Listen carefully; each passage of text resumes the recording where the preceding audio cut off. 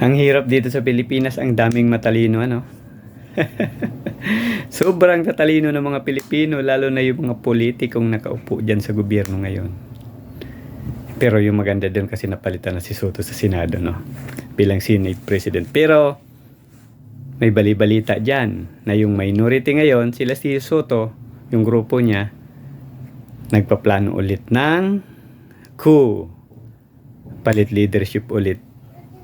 Nako, yung 13 na kasama ni Alan Peter Cayetano, sabi naman ni Marcos, solid na solid yun. Sana nga, solid kayo dyan.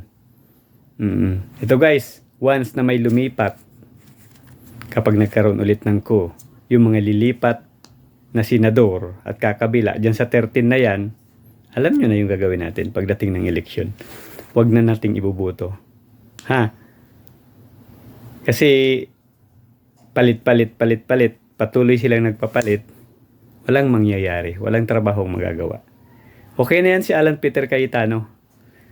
At ayusin na lang yung mga committee dyan, yung chairmanship sa mga committee, sa Blue Ribbon Committee, yung matapang, yung talagang kayang imbestigahan yung flood control, yung anomalya, at maipakulong yung mga sabwat dito. No? Ayan. So, ang dami talagang kaguluhan ngayon sa gobyerno. Diba? Kung sino-sino na lang. Ang gobyerno pabaya kasi walang ginagawa eh.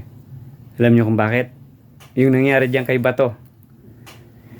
Yung gobyerno pinapabayaan lang yung isang asong ulol dyan. Si Trillanes, diba? Sino ba si Trillanes? Dating senador nga. Pero ngayon, ano ba siya? Nasa enforcement agency ba siya? Law enforcer ba siya? Ano ba siya? Ba't siya yung nagdadala ng warrant of arrest ng ICC? Ba't hinahayaan ng gobyerno na umiipal yung tao na yan dyan? Diba? Grabing pang-iinsulto sa gobyerno. Ba't hindi yan hulihin? Maliban na lang kung tuta yan ng gobyerno. Diba? Yan yung mahirap sa Pilipinas ngayon. Kung sino-sino na lang. Tapos ito, si BBM naman, wala siyang alam. Yung mga nangyari doon, wala siyang kinalaman, hindi niya daw utos yun. Sabi ni BBM, bawal magsinungaling.